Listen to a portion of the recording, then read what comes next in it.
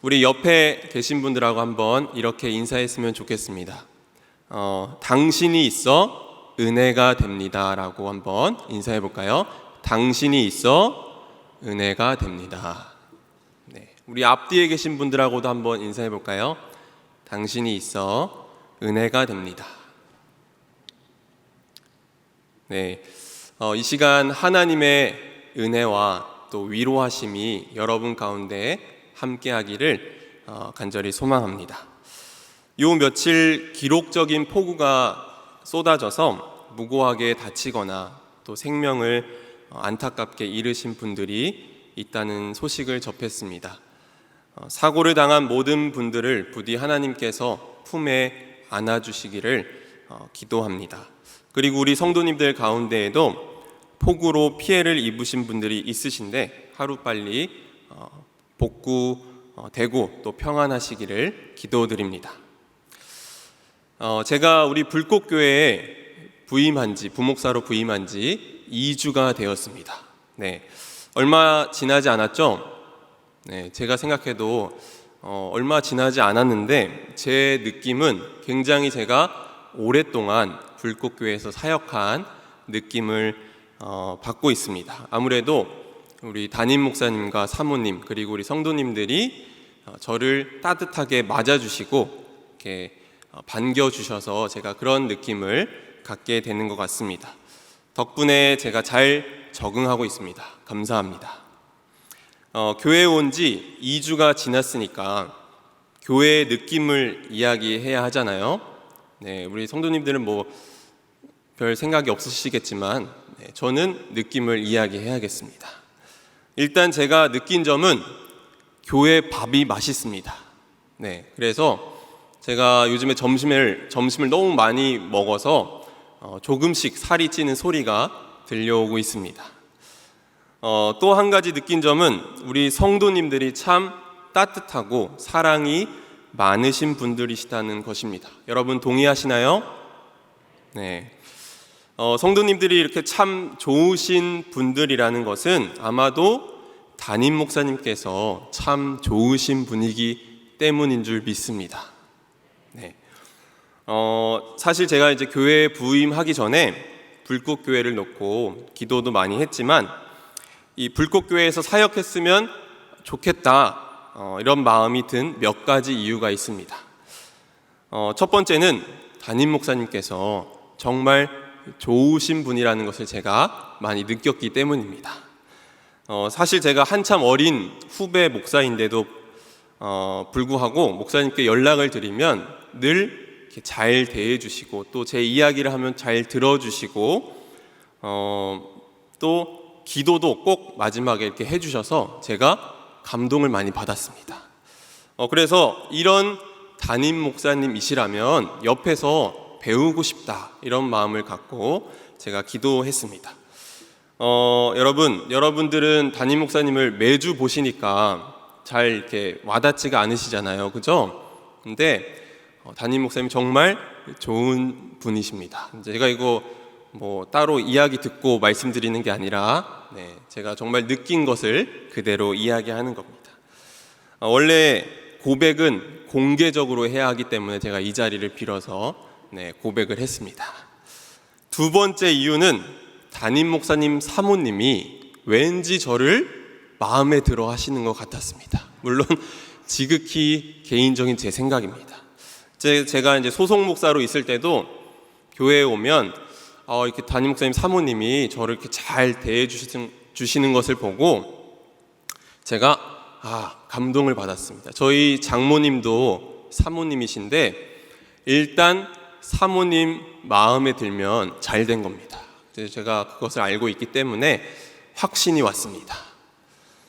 근데 와서 뵈니까 우리 사모님은 누구에게나 다 잘해 주시더라고요. 하나님께서 저에게 주신 가장 큰 은혜가 제가 어디를 가든지 좋은 사람들을 만나게 하시는 건데 우리 불꽃교회 성도님들 만나보니까 역시 이번에도 하나님께서 정말 좋은 분들을 만나게 해주셨구나 라는 생각을 하고 정말 감사했습니다. 우리가 함께 신앙생활하며 살아갈 때 하나님의 은혜가 우리 가운데 밝게 빛났으면 좋겠습니다. 우리가 살아가다 보면 때론 탈진을 경험하고 기력이 쇠하여짐을 느낄 때가 있습니다. 기력이 있을 때에는 뭐라도 할 수 있지만 기력이 없을 때는 아무것도 하기 싫어집니다. 이제 저는 계획을 하는 이제 인간이기 때문에 쉬는 날에도 계획을 합니다. 이번 주는 어디서부터 어디까지 책을 읽고, 빨래는 언제 돌리고, 청소기 언제 한번 돌리고, 점심과 저녁은 뭘 먹어야겠다, 이런 계획을 막 합니다. 그러다가도 기력이 없으면 계획은 무슨 계획이야 하면서 침대에 누워서 제가 침대와 물화일체가 돼서 그렇게 하루를 보내곤 합니다. 요즘 코로나도 몸의 면역이 떨어져 있을 때 더 걸리기 쉽다고 하니까 여러분 기력이 떨어지지 않게 조심하셔야겠습니다. 육신의 기력이 쇠하여지는 것도 문제지만 우리 마음이 약해지고 또 마음이 상하는 것 또한 문제입니다. 누군가 말로써 우리에게 상처를 준다든지 누군가 내 마음을 상하게 하면 마음의 여유는 사라지고 나에게 상처 입힌 자들을 생각하며 거기에 매몰되어서 빠져나오지 못할 때가 있습니다. 저 같은 경우는 이 마음을 상하게 한 사람들에게 어떻게 한 방 되돌려 줄 수 있을까? 또 때로는 그때 그 상처되는 말을 들을 때 왜 내가 이렇게 받아치지 못했지? 라고 이렇게 억울해하면서 온갖 상상의 나래를 펼치다가 주님께서 서로 사랑하라고 하셨지, 이 말씀이 기억나서 제가 주여라고 하면서 마음을 추스리고 기도할 때가 있습니다. 인간적인 마음으론 그럴 때가 참 많이 있는 것 같습니다. 제 아무리 기운이 넘치고 활력이 넘친다 한들 쇠할 때가 있고 또 마음이 상하고 약해질 때가 있습니다. 이것이 연약한 인간의 한계입니다. 하지만 기운이 빠지는 것도 때로는 좋은 일입니다. 왜냐하면요, 삼겹살도 맛있게 먹을 수 있고요, 추어탕도 맛있게 먹을 수 있고 갈비탕도 맛있게 먹을 수 있습니다. 요즘 좀 몸이 좀 허해졌는데 그렇다고 고기 사달라는 말은 아닙니다, 목사님. 또 마음이 상했을 때는 속상하기는 하지만 내 삶을 다시금 돌아볼 수 있게 하고 반성하게 되기 때문에 그것도 어쩌면 인생의 큰 그림 속에서 보면 내가 성숙해져 가는 과정이라고 할 수 있습니다. 우리는 또 열심히 신앙생활 하다가 영적인 우울증 혹은 영적 침체를 경험할 때가 있습니다. 그야말로 이 영적 무기력증이 찾아올 때면 찬양도 나오지 않고 기도도 나오지 않고 신앙의 회의감이 들고 하나님이 정말 살아계신가? 라는 질문을 하면서 절망하게 됩니다.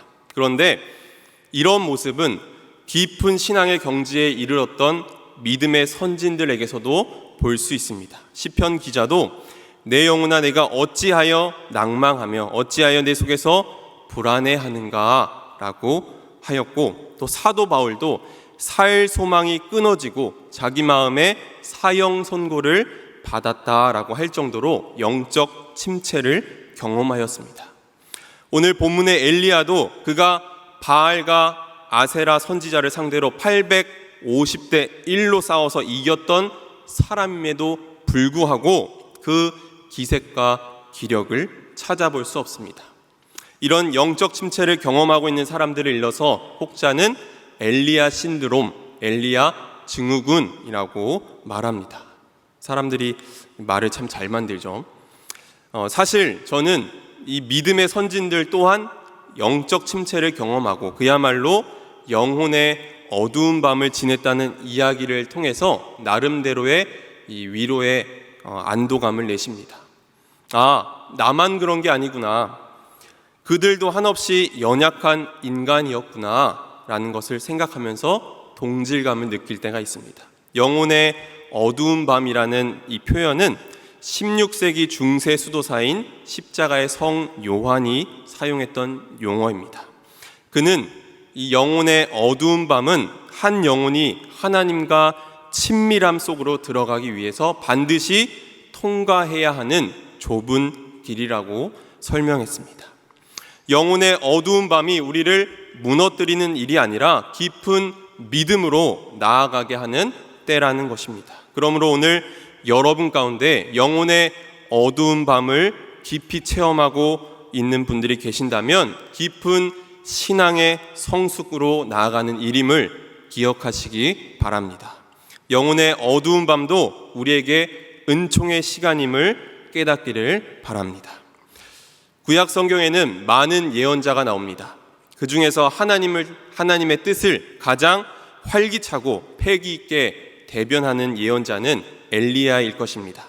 그는 왕들과 온 백성이 하나님께 불순종하고 우상 숭배에 빠져 있을 때 홀로 우뚝 서서 하나님께서 온 세상의 창조주가 되시고 또 이스라엘 역사의 주관자가 되신다는 것을 능력 있게 선포하였습니다. 그가 세상을 떠날 때도 죽지 않고 불병거를 타고 하늘로 올라갔다는 것을 보면 그의 신앙의 패기가 남달랐다는 것을 알 수 있습니다. 그런데 그 엘리야도 영혼의 어두운 밤을 경험했습니다.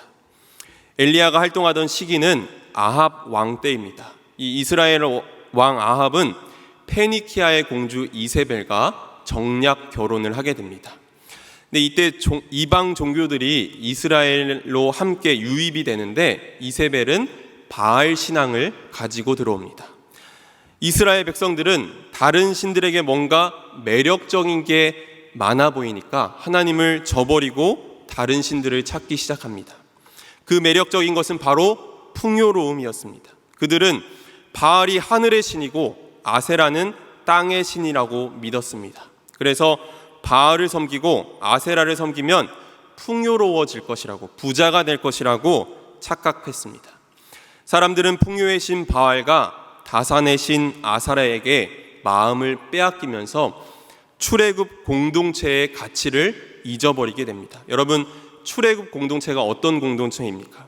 하나님이 애굽에서 종살이하던 이들을 구원해 내시고 그들을 언약 백성으로 세우셨습니다. 출애굽 공동체가 가나안에 들어가서 살게 될 때는 너희들 서로 돌봐주고 누구든지 함부로 대하지 말고 소중하게 여기라는 계명도 주셨습니다.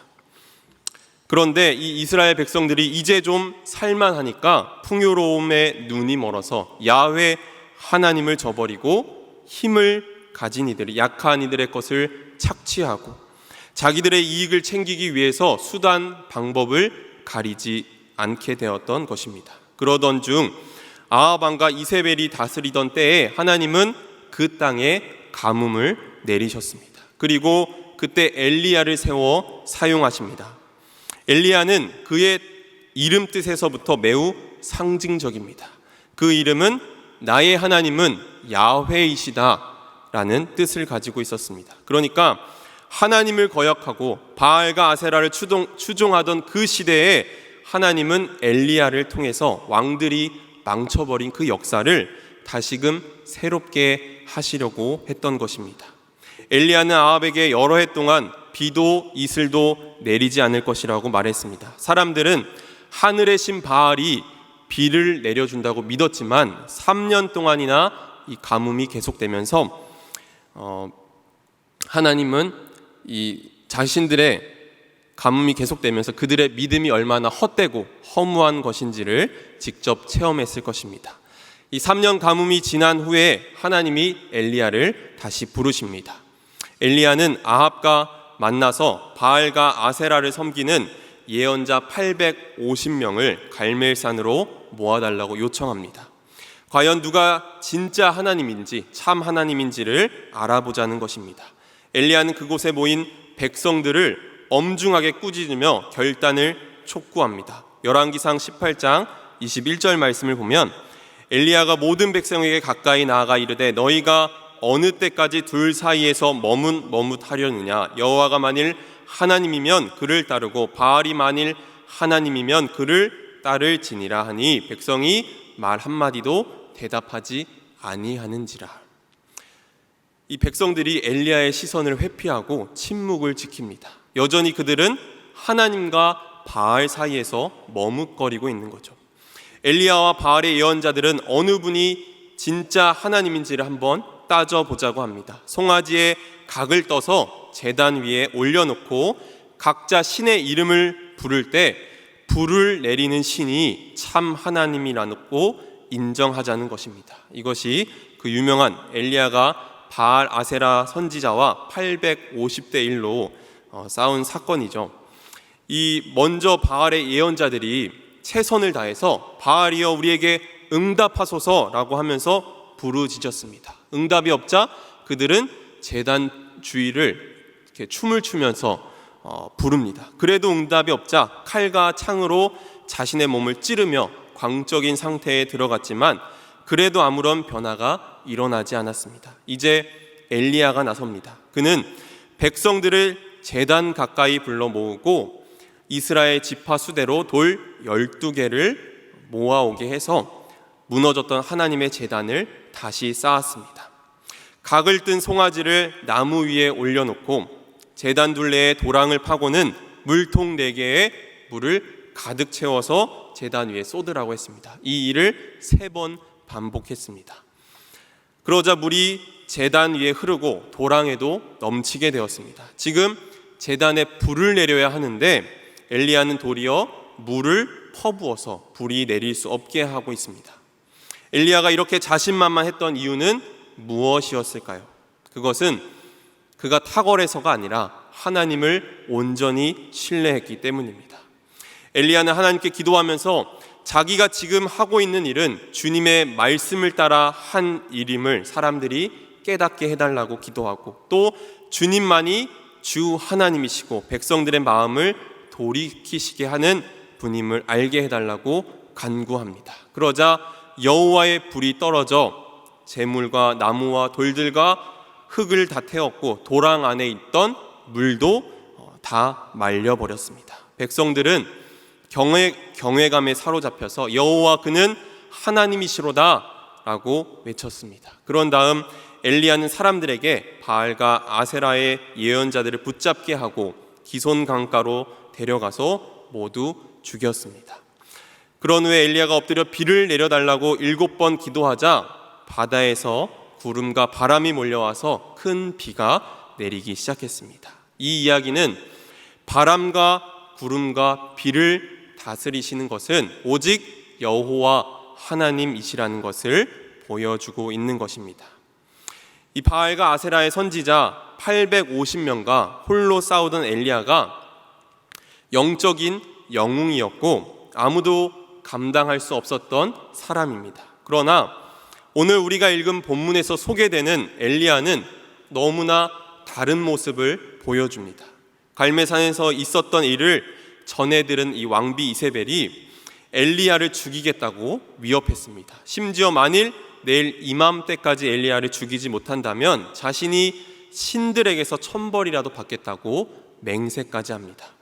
엘리야는 이런 위협에 전혀 흔들릴 것 같지 않지만 갈멜산에 이 패기 넘치던 엘리야는 온데간데 없고 그는 두려움에 빠져서 유다의 브엘세바라는 곳으로 도망을 칩니다.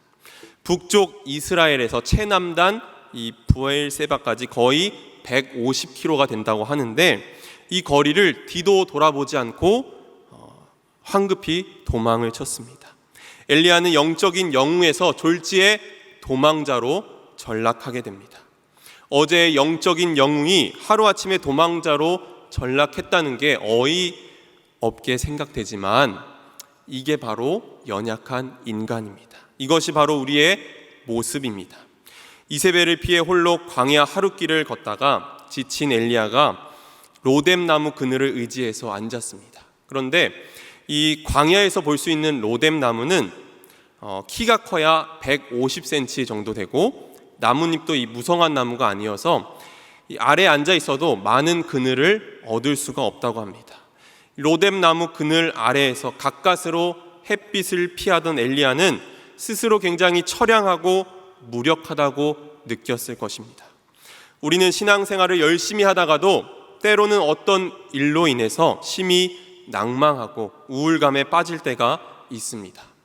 아마도 이런 경험을 한 번쯤은 해보셨을 것 같습니다. 저 역시도 이런 경험을 하게 될 때가 많이 있습니다. 이런 상황에서 정말 힘든 것은 영적으로 침체되고 메말라 버리는 것도 문제지만 그것 때문에 생기는 내적 갈등입니다. 내가 왜 이럴까? 내가 이러면 안 되는데, 기도하는 게 왜 이렇게 힘들지? 예배 드리는 게 왜 이렇게 시간이 아깝지? 이런 질문을 스스로 하며 괴로워할 때가 있습니다. 엘리야도 그랬던 것 같습니다. 그는 하나님께 이렇게 말합니다. 우리 4절 하반절 말씀을 우리 함께 읽어보도록 하겠습니다. 4절 하반절 말씀 함께 읽습니다. 시작.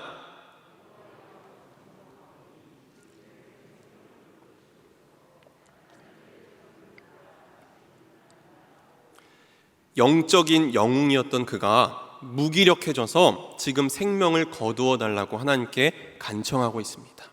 또 자기 자신을 다른 예언자들과 비교하면서 자신은 그들보다 더 낫지 못하다고 말하며 이 자존감도 떨어지고 또 열등감에 빠져버렸습니다. 그렇게 탈진하고 극한 무기력에 빠져있는 엘리야는 깊은 잠에 빠집니다.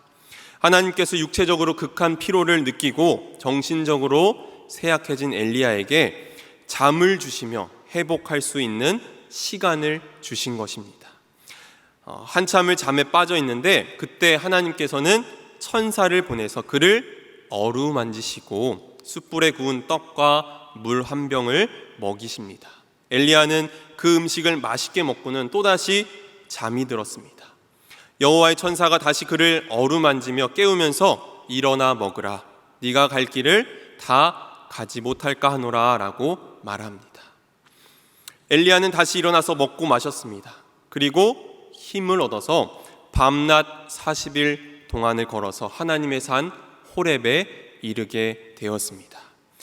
하나님이 얼마나 섬세하신지요. 저는 이 본문을 읽을 때마다 감동이 됩니다.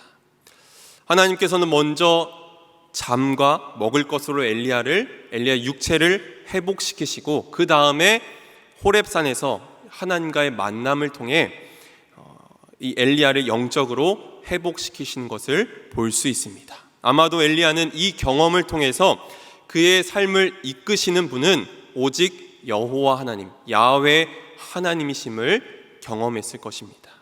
하나님은 무기력에 빠진 엘리야를 꾸짖거나 혼내지 않으셨습니다.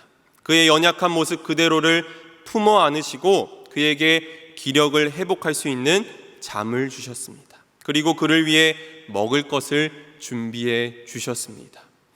준비해 주신 그 음식을 먹고 그는 다시 힘을 얻을 수 있었습니다. 저는 이 모습이 꼭 하나님께서 은혜의 식탁을 차려주신다는 것과 같은 감동을 받았습니다. 비록 그를 절망으로 몰아가던 현실은 변하지 않았지만 그는 새 힘을 얻고 다시 나아갈 수 있게 되었습니다. 오늘 우리 가운데 영적 무기력에 빠져 있는 분이 계십니까? 혹 육체적으로 지쳐 있는 분들이 계십니까? 혹 마음에 우울감이 찾아와서 깊은 수렁에 빠져 있는 분들이 계십니까? 삶이 힘겨울 때마다 엘리야에게 은혜의 식탁을 차려주신 하나님을 기억하시기 바랍니다. 우리의 힘은 다른 어떤 것들을 의지할 때 생기는 것이 아니라 오직 하나님을 의지할 때만 공급되는 줄 믿습니다. 데살로니가후서 3장 16절 말씀에 이런 말씀이 있습니다. 우리 함께 읽어보겠습니다. 시작. 평강의 주께서 친히 때마다 일마다 너희에게 평강을 주시고 주께서 너희 모든 사람과 함께 하시기를 원하노라. 아멘. 하나님께서 우리를 위해서 친히 때마다 일마다 평강 주시기를 원하시고 하나님께서 우리에게 은혜의 식탁을 차려주시길 원하십니다. 우리가 수요 성서 아카데미에서도 말씀을 나누고 있지만 하나님께서 출애굽 공동체를 애굽에서 건져내시고 그들을 독수리 날개로 업어서 너무도 쉽게 이 광야로 데리고 나왔잖아요. 그들은 10가지 재앙을 통해서 하나님의 위대하심을 경험하고 또 홍해 바다를 건너는 놀라운 기적들도 경험했습니다. 그런데 그들이 떠나온 지 한 달 반이 지나자 이 준비해 왔던 식량이 다 떨어진 겁니다. 그때 백성들이 어떻게 했습니까? 백성들이 모세와 아론을 원망했습니다. 그들은 심지어 노예 생활했던 애굽의 삶을 그리워하면서 이렇게 말합니다. 우리가 애굽 땅에서 고기 가마 곁에 앉아있던 때와 떡을 배불리 먹던 때에 여호와의 손에 죽었더라면 좋았을 것을 너희가 이 광야로 우리를 인도해내어 이 온 회중이 줄여죽게 하는도다. 그런데 여러분, 하나님께서 이 말씀을 들으시고 이런 비겁한 녀석들, 애굽에서 이게 노예 생활하던 이 백성들을 하나님의 그 독수리 날개로 편하게 데리고 왔는데, 해방시켜 줬는데 감히 그런 말을 해?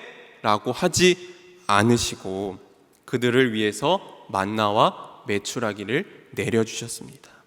하나님은 그 이후에도 백성들이 하나님을 저버리고 우상을 숭배할 때에도 노하기를 더디하시고 인자하심과 긍휼하심으로 그 백성들이 다시 걸어 돌아올 수 있도록 예언자들을 통해서 끊임없이 그들을 부르십니다.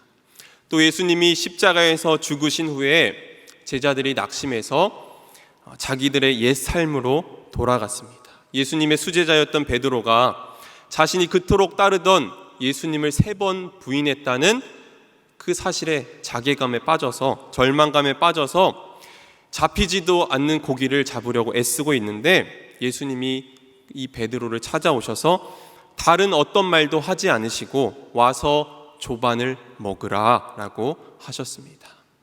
말없이 베드로를 용서하셨던 것입니다. 베드로는 이 사건을 경험한 이후에 비로소 자신의 이름처럼 반석으로 살게 되었습니다. 제가 결혼한 지 5년째가 되었는데요, 주부 3단 정도 되었습니다. 원래 1년 차마다 제가 1단씩 올렸는데 지금 좀 슬럼프가 와갖고 주부 3단에 머무르고 있습니다. 이 주부 실력이 잘 안 올라가더라고요. 제가 요즘은 이제 잘 못하지만 저녁을 이제 준비할 때가 있는데요, 저 같은 주부 3단에게는 식탁을 차리는 일이 여간 쉬운 일이 아닙니다. 제가 어렵다고 느끼는 건 뭐냐면 한 번에 2가지 이상의 음식을 만들 수가 없어요. 그러니까 한 가지 음식을 만들면 다른 것은 이렇게 손을 대기가 쉽지 않더라고요. 그러니까 어찌저찌 해서 2가지 음식을 했다 그러면 둘 중에 하나는 맛이 없어요. 그러니까 5첩, 6첩 반상을 내놓을 수 있는 것은 단연간의 이 노하우가 아니면 할 수 없는 것이더라고요. 제가 이렇게 식탁을 차리면서 느끼는 것은 정말 사랑과 정성이 없으면 음식이 맛이 없구나라는 것을 제가 느꼈습니다. 사랑이 없으면 사실 식탁을 차리고 싶지도 않습니다. 그냥 밖에 나가서 대충 먹고 말죠. 그러면서 생각이 드는 것은 저희 어머니가 새벽 기도를 갔다 오셔서 저희 가족들을 위해서 아침을 이렇게 차리시는 것이 갑자기 생각이 나는 거예요. 우리 어머니가 정말 이 사랑과 정성으로 식탁을 차리셨는데, 제가 고등학생 때 아침 먹기 싫다고 막 짜증내고 투정 부리고 했던 게 막 기억이 나는 겁니다. 근데 지금 와서 생각해 보니까 정말 우리 어머니가 사랑과 정성으로 우리 가족들을 위해서 식탁을 차리셨구나라는 것을 제가 느끼게 됐습니다. 깨닫고 보니 정말 소중한 기억이고, 나를 위해서 사랑과 정성으로 식탁을 차리셨다는 것이 제게 아직도 힘이 되는 겁니다. 그런데 여러분, 하나님께서 육체적으로 지치고 고난 나를 위해서, 영혼의 어두운 밤에 빠져서 허덕이고 있는 나를 위해서 사랑과 정성으로 은혜의 식탁을 매일 차리신다면 여러분 얼마나 힘이 나시겠습니까? 하나님께서 나를 사랑의 눈으로 바라보시고 나의 아주 작은 신음에도 응답하시고, 또 어두움 가운데 있어서 갈 바를 내가 알지 못할 때 나에게 빛을 비춰주신다면 여러분 얼마나 힘이 나시겠습니까? 삶이 힘겨울 때마다, 영적으로 빈곤할 때마다 여전히 같은 자리에서 나에게 든든한 힘과 다시 걸어갈 수 있는 용기를 주시기 위해 은혜의 식탁을 차리고 계시는 하나님을 기억하시기 바랍니다. 나의 연약함을 아시고 나의 아픔을 아시고 어루만지시는 하나님을 이 시간 붙드시기를 간절히 소망합니다. 사랑하는 성도 여러분, 지금 우리가 사는 세상에는요, 정말 어렵고 힘든 사람들이 많이 있습니다. 엘리야와 같이 절망에 빠져 있는 이들도 있고요, 먹을 것이 없어서 굶주리고 있는 사람들도 있습니다. 최근에는 폭우로 인해서 피해를 입고 낙심하고 있는 이들도 있습니다. 또 육체적인 질병으로 힘들어하고 계신 분들도 있고요, 영적으로 무기력해져서 영적 침체를 경험하고 있는 분들도 있습니다. 그런 분들은 우리 교회 안에도 있습니다. 여러분, 이분들을 위해서 우리도 은혜의 식탁을 차리는 마음으로 살아야 합니다. 은혜의 식탁을 차리는 마음, 그 마음을 제가 표현할 수 있는 게 어떤 것이 있을까 고민하는데 하나님께서 저에게 감동을 주셨어요. 지난 수요일 예배 때 예배가 끝나기 전에 담임 목사님이 나오셔서 우리 교회 한우분들과 지금 당장 기도가 필요하신 분들을 위해서 함께 기도하자고 하셨잖아요. 그때 제가 뒤에서 우리 성도님들이 간절히 중보하는 모습을 봤어요. 근데 그 모습을 보는데 제 마음이 막 뜨거워지는 거예요. 아, 그렇구나. 누군가를 위해서 눈물로 중보하고 고통의 시간이 빨리 떠나가게 해달라고 눈물로 기도하는 이 마음이 은혜의 식탁을 차리는 마음이구나 라고 제가 느꼈습니다. 누군가를 위해서 눈물로 중보하며 기도하는 그 마음이 하나님의 은혜를 깊게 경험한 자들의 마음인 줄 믿습니다. 절망에 빠져 있고 낙심한 이들에게 필요한 것은 그들을 위해서 중보해주고 기도해줄 수 있는 사랑의 공동체입니다. 오늘 우리 이 시간에 우리가 함께 이 마음 붙들고 함께 찬양하고 기도했으면 좋겠는데요. 하나님은 두세 사람이 하나님의 이름으로 모인 곳에 함께 하겠다고 하셨고, 또 의인의 간구는 역사함이 크다고 말씀하셨습니다. 우리가 이 말씀 붙들고 우리가 함께 찬양하고 기도하면 좋겠습니다.